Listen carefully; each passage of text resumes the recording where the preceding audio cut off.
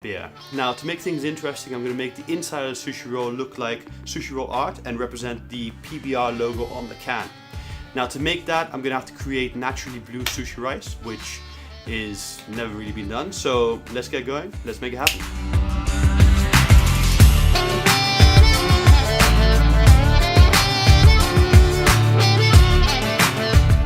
Okay, so let's start off by making naturally blue sushi rice. First thing you want to do is take a tea bag of butterfly pea flower tea and place it in some boiling water. And add a bunch more because you want it very, very strong blue. Okay, so butterfly pea flowers are blue and they create this blue dye that infuses into the water when you boil it with it. And this is a great way to get naturally blue dye. Just use this like you normally would with a tea bag, just infuse it in and then let it cool down. This is it when it's cooled down. And I'm just going to show you something that's kind of important. I've got here the blue dye in a test tube and some acid, in this case lemon juice, but could be vinegar. And what happens when you mix it with the blue dye, it turns purple, pinkish, reddish color. And that's what you want to avoid, so keep that in mind for later. Now, to make the sushi rice, I'm just going to add some washed sushi rice into my sushi rice cooker. And then I'm going to add a pre-measured amount of blue dye water that we just made. Now, if you don't know how to make sushi rice, check out my recipe by clicking the top left corner of your screen or in the description below for the measurements and times. Okay, so just cook it like you normally would. Makes a funny sound, that. Okay, once it's done, you're gonna have this beautiful light blue colored sushi rice, which is just awesome. Now, you're gonna wanna let it cool down, and then you're gonna wanna take your sushi rice vinegar mix, which is acidic, and you're going to want to add some sodium bicarbonate, which is alkaline, and will balance out the acidity. You just add about a half a teaspoon and just let it dissolve into it, and this will stabilize the acidity of it so it doesn't change the color of the blue pigment into purple pinkish. Once you've let your sushi rice cool down, you just spread it over it just like this lightly and cut it into your sushi rice like you normally would. Now, one thing to note is I've let this sushi rice cool down a lot more than I usually would before I add the rice vinegar mix, because the heat would probably accelerate the food color pigmentation turning from blue to purple. Okay, so there we go. Blue sushi rice done. Let's move on to rolling. Okay, so now to roll your sushi roll. You take half a sheet of nori like this and fold it in half. This is just to mark the center line. And from the center line, you want to go just 1 inch to the side, 2.5 centimeters, and make a cut. Okay, now you want to take 85 grams of blue sushi rice and just place it in a log form across your nori. Now, you don't want to spread it out because you want to roll this into a cylinder and there's going to be nothing in the middle. Okay, so now you just roll it up into a cylinder. You can use a bamboo rolling mat for aid, but it's not completely necessary. Once you've rolled it up, you just want to tuck it in the sides, just like this. And then you just want to put this to one side until you need it later. Now you take the other piece of nori you just cut off, and you just cut that in half lengthwise like this.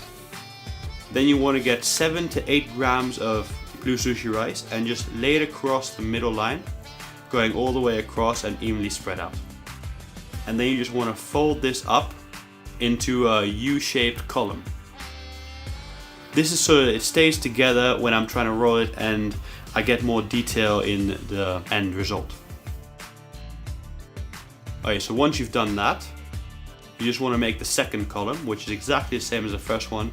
Just again, take 7-8 grams of cooked blue sushi rice, lay it across the center, fold it up, and then lay it to one side until you need it later. Just leave it and come back to it later. Okay, now we're going to take some sea bass. This is half fillet of sea bass, which I've cut lengthwise. And here I'm just going to take my cylinder and slice it at the same length as the cylinder, so that I have workable bits of fish. And here I'm just going to slice again to make a nice rectangle and an excess piece, which I'm going to put to the side, and another excess piece there. The excess piece can be made into tartare and put into another sushi roll. Just put these to one side until you need it. Okay, now take another half sheet of nori. And you just want to add a little bit of rice at the end of it. This will act like some glue to hold the other piece of nori. So, you take a 1/4 sheet of nori and you place that at the end of it and stick it on. and this makes a longer piece of nori, just like this. Now, you want to take some fish, cut 1/2 centimeter, just like so, and then just lay it right here on your nori. Now you want to take the rice columns and put one on either side with the rice facing upwards, just like so. Then you want to cut another strip of fish, just like you did in the last one, 1/5 of an inch, 1/2 centimeter, and just lay it on the bottom side of your rice columns. Now you want to take a red bell pepper piece and just lay it next to it, and then lay a bit more fish at the end, covering the end of the nori. Now you want to take another piece of fish and just cut it about here. It's about 3 centimeters, 1 inch and 1/5, and then just add another piece of red bell pepper at the end and one more piece of fish at the end of that. Now you want to take your cylinder and just test roll it to see how far it goes. So start the seam and roll forwards all the way until the end of the seam. This way you'll know where it will end, and you can add more fish or take away fish depending how it is. Mine's perfect, so I'm just going to roll it. Okay, so you can see the fish ends at the fish, and just keep rolling forwards. And there we go. Now I'm just going to roll forwards more until I cover the end of the nori. Now you need that much extra nori because the deep fryer is a very harsh environment, and you want to make sure it doesn't unravel. Now just tuck in the sides, and there we go. The roll is ready for deep frying. Okay, so now to make some tempura beer batter. You take 100 grams of tempura flour mix and just add it into a bowl like so. And then you want to take a little bit of PBR beer and add it in a little at a time. Usually it's about 100 grams of flour to 120 milliliters of liquid, in this case beer. So just mix it in lightly. Don't over mix it because you want to have little lumps of flour. And if you see this a bit too thick, just add a little bit more beer and get the right consistency, just enough so it can coat your sushi roll. That looks about right to me. Now I'm just going to take my sushi roll and I'm just going to roll it in the beer batter, just like so. You're going to get your fingers a little bit messy, but that's fine. Don't forget to tumble it forwards to make sure you get the ends of it, and then just keep rolling it around.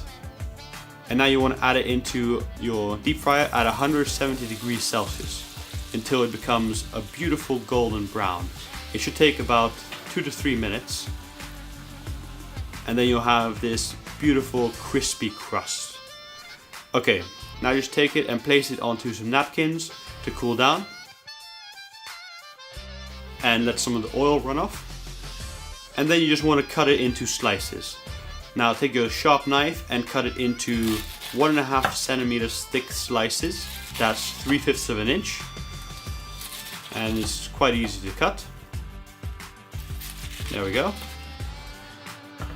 Should get 3 slices and 2 end bits.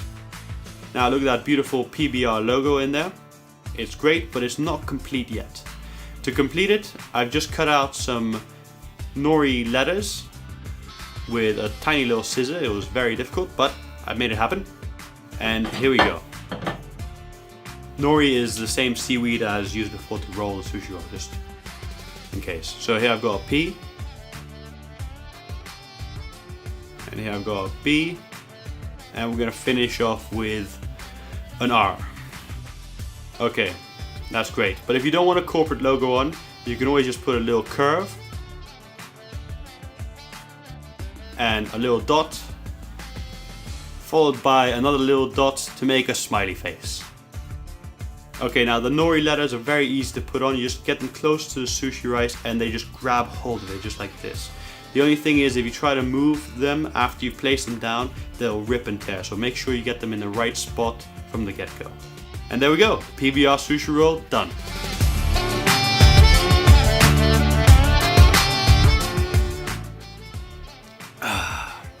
This is the end of the PBR sushi roll. I hope you enjoyed it, and if you did and you want to see me make some more sushi roll art and you have some great suggestions, leave them in the comment section below and I'll be sure to take a look at them. Alright, thank you for watching.